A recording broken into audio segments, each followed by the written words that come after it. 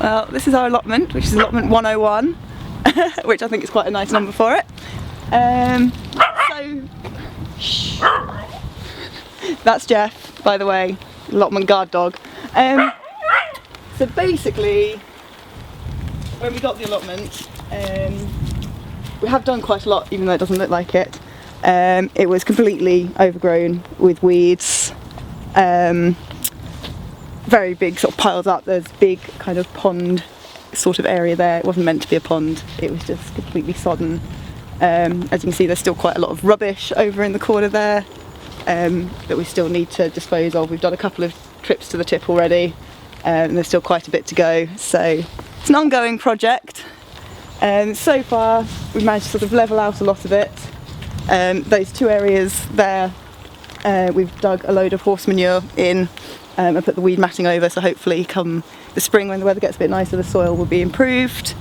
Some nice old pallets here, that is the start of our compost bin.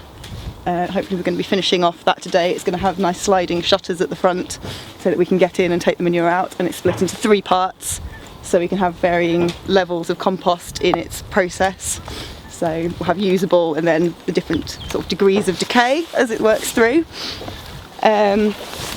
This side here, we're still needing to put a fence up, so again that's on the to-do list. We're quite lucky with this allotment actually because it already came with a shed and a greenhouse. The greenhouse just needs a little bit of patching up with glass, but other than that the frame is very sound. The allotments here sort of vary quite a lot in terms of the size and the dimensions, what was already there, so some already came with sort of different raised beds and things. Some had greenhouses, sheds, some didn't, some were varying degrees of overgrown. And actually here there was quite a choice, and we picked a relatively small one for this allotment, but it still seems like plenty to be working with, as this is our first bit of proper growing that we will have done.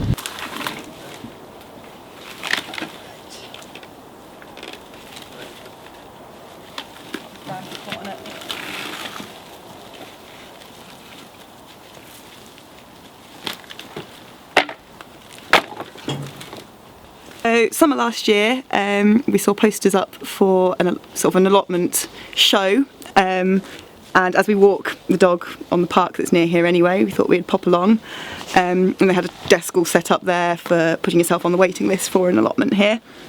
So we thought, why not? It's something we thought about for a little while, and actually it's a very big site here. There's about 200 plots.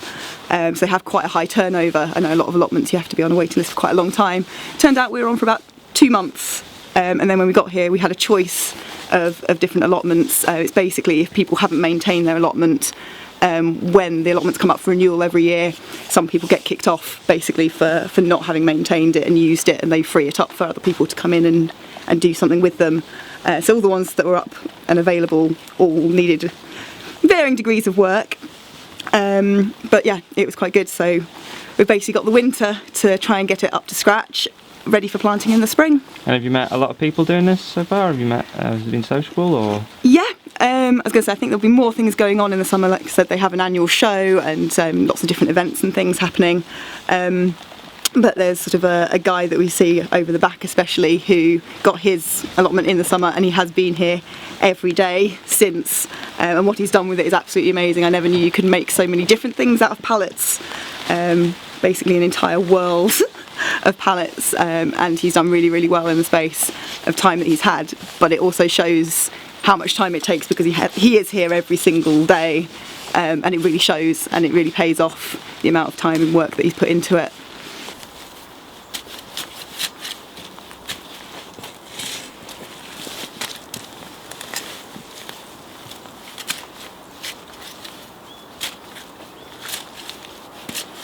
So far, as you can see, it being January, we're not actually growing anything yet, but we do have lots of plans. The idea being, once it's all levelled, that we're going to have a central area with a fruit tree, and then from that we're going to have slightly raised beds radiating out from that central point, so that'll give us good access all the way around each of the beds. And then from that we can also do sort of a rotation of crops during the different years. because obviously different crops need different nutrients, and it's good to have them on a rotation so they take different nutrients out from the soil. Going to try a little bit of everything to start off with and see what works, what likes the climate here in Manchester. Going to try everything from sort of fruit bushes and potatoes right the way through to sprouts, broccolis, carrots, swede, bit of everything, to be honest. There's some interesting things that I've seen seeds for which are called flower sprouts, which are basically like little Brussels sprouts crossed with a kale. So unusual things like that we might have a go at as well. Plan is to start everything off in the greenhouse, so that can be happening while we're still working on the raised beds. We're going to try and go for an organic approach. Part of my reasoning for that is if we can do things without using sort of pesticides and chemicals and things, that would be my preference. Just because obviously it's better for the environment and better for the food that you're eating. Also having the dog, he's very prone to eating things that he shouldn't. So if we put any slug bait down or things like that, I can imagine he'd probably just end up poisoning himself because he's got no sense. So that's the initial plan that we're going for. We'll see how that goes, obviously. One of the things I'm considering at the moment is possibly setting aside an area and putting in sort of a little wild pond to encourage sort of frogs and other sort of things like that might come in and then hopefully help eat bugs that we don't want. I'm also going to do a lot of complementary planting, and there are quite a lot of plants that attract in sort of ladybirds and other sort of predatory sort of bugs that will eat the other bugs that you don't want around. So looking into quite a lot of that at the moment, got a lot of books to work through. In terms of compost, planning on using all sorts of organic fertilisers. There's a stables just around the corner from here, so we've got free access to endless supplies of manure, so we're working on that at the moment. There are some other sites sort of around the allotment. There's a vegan one, so they won't even use horse manure. They're completely like non-animal product sort of status on that, and actually the stuff that they're growing is completely amazing. It doesn't seem to have hindered them at all in terms of what they're able to grow. So having seen that for sort of inspiration, it shows what you can do actually without using any animal products at all, including the manure. So we'll see how that goes, basically. We've done a little bit of growing in the garden, got a couple of raised beds in the garden, started experimenting with that the last couple of summers, sort of growing a few things. It turns out broccoli takes up an awful lot of space, isn't really suited to like a small raised bed in a garden, so that's the sort of thing that will be brilliant for the allotment. Still planning on growing a little bit of stuff at home, but most of it's all going to happen here.